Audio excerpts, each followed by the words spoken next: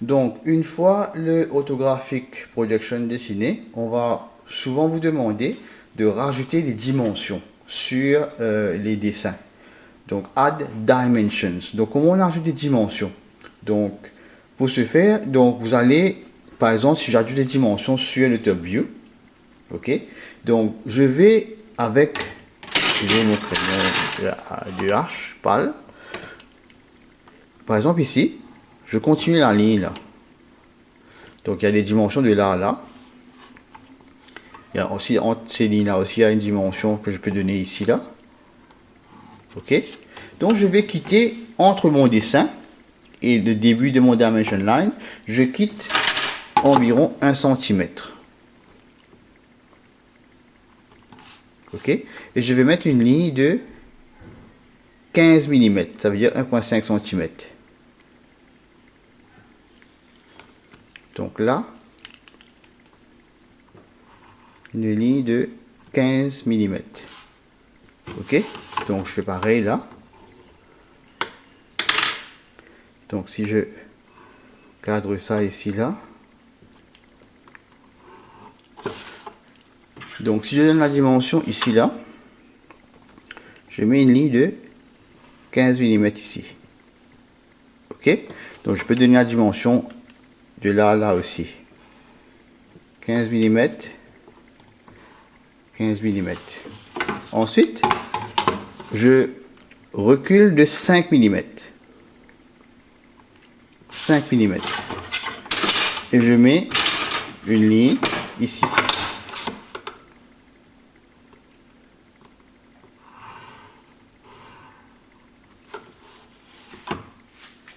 Donc c'est ce qu'on appelle les dimension lines.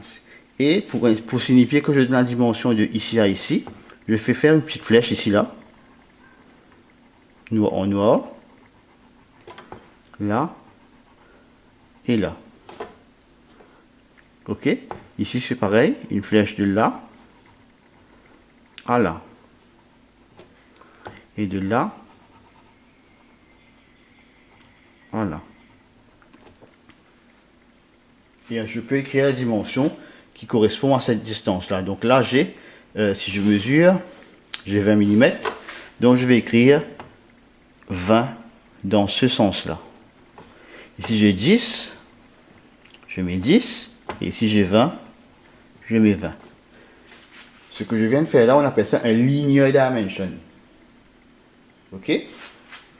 Donc je peux donner aussi la dimension de ça par exemple. Je donne la dimension entre le centre et ici. Pareil, je quitte 10 mm là et je mets 15 mm ici là, donc j'ai une ligne là. Pareil, je quitte 10 et je fais 15 mm, donc j'ai une ligne là et je recule de 5 mm là et je fais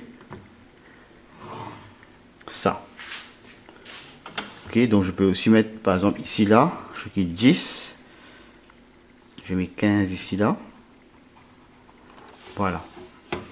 Donc je peux faire une flèche ici, une flèche là, ça donne la dimension d'ici à ici, et d'ici au centre là-bas, je fais ça et ça. Donc la distance d'ici à ici c'est 45. Donc j'écris 45 ici. Ok. Et d'ici à ici, si je regarde bien là, il y a 40. 40 là, il y a un peu plus.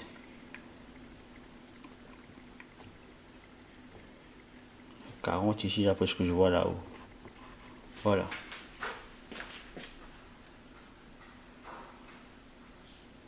Voilà. Ok. Alors. Donc. Je peux aussi mettre par exemple la distance ici. Je peux continuer là-haut. Si je mets la distance là-haut là.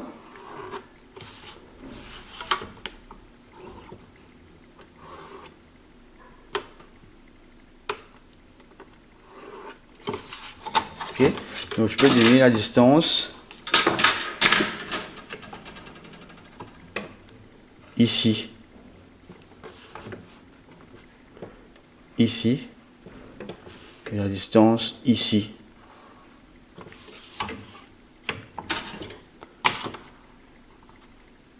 Je peux faire ça. Donc une flèche ici, là, là, là. Donc j'ai 35 ici, donc ça fait 35. Et ici j'ai 20, donc ça me fait 20. Ok, donc j'aurais pu mettre ici aussi pareil. Ok, c'est la même chose. Par exemple pour le radius, ça c'est radius 25. Donc ce que je fais, à partir du centre, ici, je fais une ligne, peu importe l'angle, je sors du dessin. Et ensuite je fais une ligne horizontale. Horizontale. Et je mets une flèche ici. Là. Et je dis, par exemple, là, pareil comme ça, là, radius 25, je mets R 25. J'aurais pu faire pour celui-là aussi. Je fais une flèche qui prend du centre, qui sort du dessin. Ok. Et avec une ligne horizontale à la fin. Là. Et je mets R 10. Parce que le radius de ce cercle est 10. Donc ça on appelle ça les radii dimensions. Ok. Donc si je veux donner la distance du tout par exemple. Pareil ici. Je laisse 10 mm. Je mets une ligne de 15 mm ici. Ok. Je fais ça là. Waouh, tout pareil. Donc je fais une ligne là. Ok. Une ligne là-haut là. Ok. Donc 5 mm ici. Là.